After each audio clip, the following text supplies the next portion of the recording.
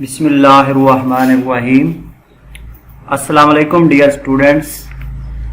Chapter number 6 के short questions को हम पढ़ रहे थे और रिलेशनशिप से पहले तक हमने तमाम शॉर्ट क्वेश्चंस को अंडरस्टैंड कर लिया प्रैक्टिकली।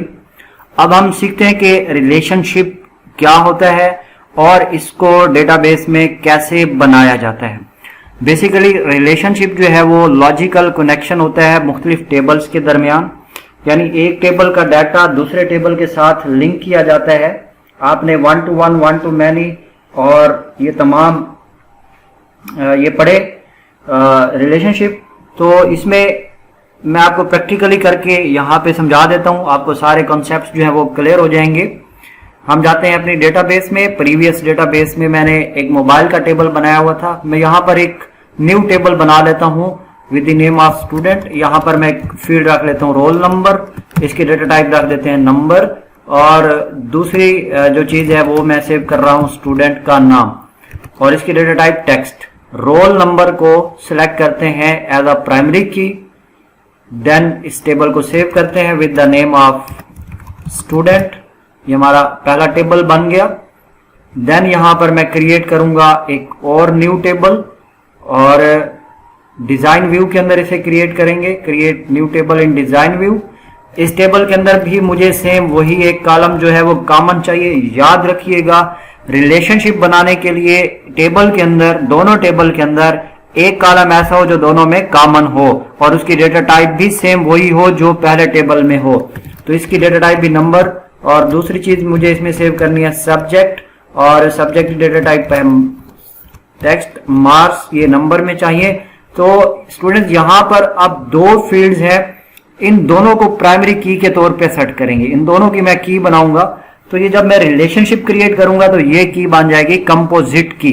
रोल नंबर जो है वो फॉरेन की बन जाएगा क्योंकि ये ऑलरेडी स्टूडेंट टेबल में है, और सब्जेक्ट भी इसके साथ ये बन जाएगा प्राइमरी की। तो ये दोनों मिलकर बन जाएंगे कंपोजिट की, जो डाटा को डुप्लीकेट होने से बचाएंगे। देन मैं इसको भी अब सेव कर देता हूँ। इस टेबल का नाम मैं रख देता हूँ मार्क्स, और इसको कर देते हैं क्लोज। अब हमने क्रिएट करना है रिलेशनशिप। रिलेशनशिप क्रिएट करने के लिए टूल्स के मेन्यू पर क्लिक करेंगे, देन रिलेशनशिप्स पर क्लिक करेंगे। रिलेशनशिप्स पर क्लिक करने के बाद यहां पर ऑलरेडी दो टेबल्स आए हुए हैं। अगर ये ऑप्शन आए तो यहां पर ऐड टेबल्स का ऑप्शन आता है, उसमें से जो टेबल रिलेशनशिप में ऐड करने हैं वो ऐड कर लेंगे। और यहां पर देखिएगा मेन स्टूडेंट टेबल है। इस रोल नंबर को ड्रैग करते हुए मैं इस रोल नंबर के ऊपर आके इसको छोड़ देता हूं। तो यहां पर ये बता रहा है कि स्टूडेंट टेबल से रोल नंबर उठा के मार्क्स वाले रोल नंबर के साथ इसको क्या कर दो, रिलेशनशिप बना दो। ये इन्फोर्स कर देनी है आपने रेफरेंशियल इंटेग्रिटी, और नीचे बता रहे कि इसका बनेगा 1 to many रिलेशनशिप। इसे कर दें क्रिएट, रिलेशनशिप क्रिएट करें। ये देखें 1 to many का सिंबल भी आ गया, और इसको कर दें रिलेशनशिप को सेव।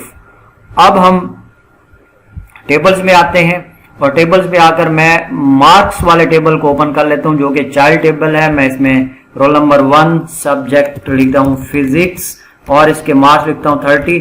तो ये देखें, ये कह रहा है कि आप इसके अंदर डाटा ऐड भी नहीं कर सकते और ना ही चेंज कर सकते हैं, क्योंकि इससे रेलिवेंट डाटा आपके पास मेन टेबल स्टूडेंट में नहीं है। तो इसका मतलब यह है कि इसमें मार्क्स हम तब एंटर कर सकेंगे अगर हम इसके मेन जो पेरेंट टेबल है स्टूडेंट, उसमें रोल नंबर 1 का डाटा लिखेंगे।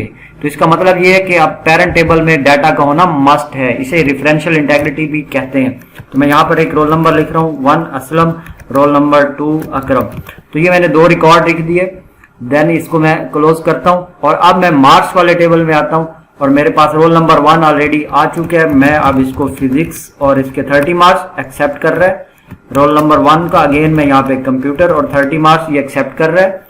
रोल नंबर 1 मैं कहता हूँ कि रोल नंबर 1 का मैथ सब्जेक्ट है, मैथ में 25 मार्क्स, तो ये एक्सेप्ट कर रहे हैं। मैं अब यहाँ पर अगेन ये डुप्लीकेट करता हूँ, तो अब इसको एक्सेप्ट नहीं करेगा क्योंकि यहाँ पर ये दोनों कंपोजिट की जो है वो डुप्लीकेट हो रही है।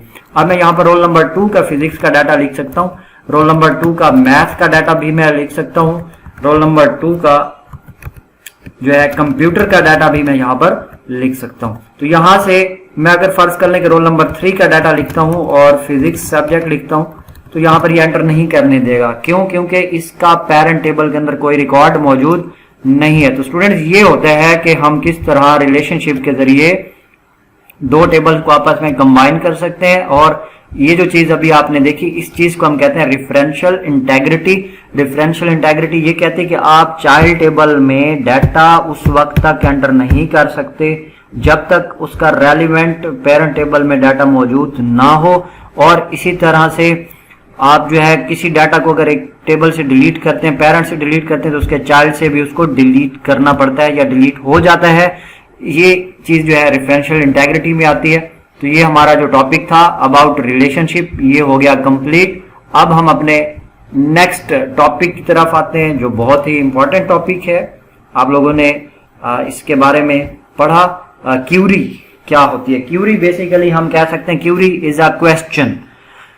और यहां पर क्यूरी जो है वो क्या होती है, क्यूरी हमारे पास एक स्टेटमेंट होती है और इस स्टेटमेंट से क्या होता है, extract specific information from database. Database से हम कोई खास इंफॉर्मेशन जो है वो बाहर निकालने के लिए क्यूरी का यूज करते हैं। क्यूरी को जो है डिजाइन व्यू में भी लगा सकते हैं और रिटर्न में भी लगा सकते हैं। तो यहां पर मैं इसको प्रैक्टिकली समझाता हूं, आपको बहुत जल्दी समझ आ जाएगी। यहां से क्यूरी मैं अप्लाई करता हूं मोबाइल के टेबल्स के ऊपर। यहां से आपने जाना है क्यूरी में जाके ये देखें क्या है, create query in design view, create query by using wizard. तो मैं कहता हूं create query by design view.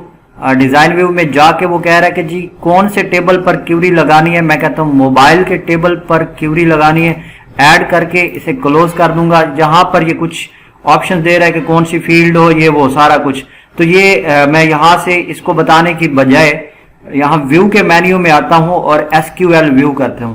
तो यहां पर मैं एक क्यूरी लिखता हूं, मतलब मैं यहां पर इंग्लिश में एक सेंटेंस लिखूंगा और उस सेंटेंस को ये अप्लाई कर देगा मोबाइल वाले टेबल पर और वहां से मालूमात लेके आ जाएगा। मैं यहां पर ये कहता हूं कि सेलेक्ट करो, यहां पर स्टार, इसका मतलब है सारे कॉलम्स को सिलेक्ट करो। और उसके बाद मैं लफ्ज लिखता हूं फ्रॉम, और फ्रॉम के बाद मैं लिखता हूं मोबाइल। मोबाइल जो है वो टेबल का नाम है। मैं कहता हूं मोबाइल वाले टेबल से सारे कॉलम्स को सेलेक्ट करो, सारे कॉलम्स का डाटा सेलेक्ट करो और सिर्फ कौन सा डाटा सेलेक्ट करो, वेयर, जहां पर कंपनी जो है, यहां पर कंपनी के अंदर नेम जो है वो क्या लिखा हुआ है, जहां पर कंपनी के अंदर सैमसंग लिखा हुआ है वो वाला जो है डाटा निकाल के मुझे दे दो। तो यहां पर मैंने एक स्टेटमेंट लिखी और मैंने कहा कि पूरे टेबल में जाओ। क्यूरी ये क्या करेगी, पूरे टेबल के अंदर जाके सारे कॉलम्स को एक्सट्रैक्ट करेगी। अब इसका जवाब किस में आएगा, क्यूरी का जवाब भी हमेशा एक टेबल में ही आता है। तो जैसे मैंने ये क्यूरी लिख ली तो यहां से क्यूरी को रन किया, ये रन का ऑप्शन है। जैसे इसको रन करूंगा ये देखें स्टूडेंट्स, उस टेबल में से जाके इस क्यूरी ने सैमसंग वाले मोबाइल्स का डाटा निकाल दिया। सिर्फ सैमसंग के वो तीन जो थे वो तीन रिकॉर्ड निकाल दिए। वो कह रहा है कि सैमसंग के तीन ये रिकॉर्ड थे और ये क्यूरी जो है आपको रिकॉर्ड्स दिखा रही है। अब मैं इसको यहां से अगर क्लोज कर दूं तो ये पूछता है कि ये जो रिजल्ट है इसे आपने सेव करना है या नहीं करना। मैं कहता हूं हाँ करना है, तो इसका मैं नाम रख देता हूं सैमसंग। तो यहां पर देखिए क्यूरीज में ये सैमसंग के नाम का एक टेबल आ चुका है अलग से, कि क्यूरी का रिजल्ट भी एक टेबल होता है। मैं यहां से एक और क्यूरी डिजाइन व्यू में जाता हूं और यहां से मैं अब एक और क्यूरी लिखता हूं। क्यूरी में ये लिखता हूं कि सेलेक्ट करें all mobiles, all columns where, from का लफ्ज लिखेंगे फ्रॉम टेबल मोबाइल वेयर, जहां पर RAM is equal to 8 GB, यानी जिस मोबाइल की रैम 8 GB है वो वाले सेलेक्ट करके दे दो। जैसे मैं क्यूरी को रन करूंगा तो कॉलम सारे आ जाएंगे और सिर्फ ये बता रहा है कि आपके पास एक ही मोबाइल है जिसकी रैम 8 GB है। तो मैं इस क्यूरी को सेव करना चाहूँ या ना करना चाहूँ यहां से मैं कर सकता हूँ। तो स्टूडेंट ये कॉन्सेप्ट है क्यूरी का, जो आपने बुक पर टाइप्स पढ़ी, एक्शन क्यूरीज, सेलेक्ट क्यूरीज और इस तरह की। जो सेलेक्ट क्यूरी है ये अभी आपने देख लिया कि डाटा सेलेक्ट करने के लिए है। एक्शन क्यूरी क्या होती है, जिसमें हम कोई एक्शन, बुक पर आपने क्यूरीज का आपके पास टॉपिक है, उसकी टाइप्स दी हुई हैं, एक्शन क्यूरी, सेलेक्ट क्यूरी। मैंने आपको सेलेक्ट क्यूरी लगा के दिखा दी। एक्शन क्यूरीज डाटा डिलीट करने के लिए, मतलब ऐसे ही कमांड लिखते हैं, डिलीट क्यूरी लिखेंगे, डिलीट कॉलम का नाम या सारी चीजें डिलीट कर देगा।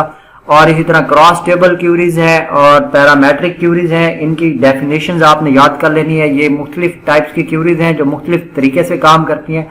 आपको मैंने क्यूरी का कंसेप्ट समझाना था कि क्यूरी क्या होती है, कैसे लगाते हैं। आपने देख लिया कि क्यूरी एक स्टेटमेंट होती है जो टेबल से डाटा को एक्सट्रैक्ट करके ले आती है या टेबल के अंदर मौजूद डाटा के ऊपर कोई भी ऑपरेशन जो है वो परफॉर्म करती है और उसका रिजल्ट आपके सामने एक टेबल की फॉर्म में ही लेकर आती है। तो ये हमारा चैप्टर नंबर 6 था। इसके ये जो टॉपिक्स हैं उम्मीद है आपको क्लियर हो चुके होंगे। आप इन पे अच्छी तरह से प्रैक्टिस करेंगे और प्रैक्टिस करने के बाद आप इनको याद करके एग्जाम पॉइंट ऑफ व्यू से एमसीक्यू बेस्ड और शॉर्ट क्वेश्चंस अटेम्प्ट कर सकेंगे। Thank you, Allah Hafiz.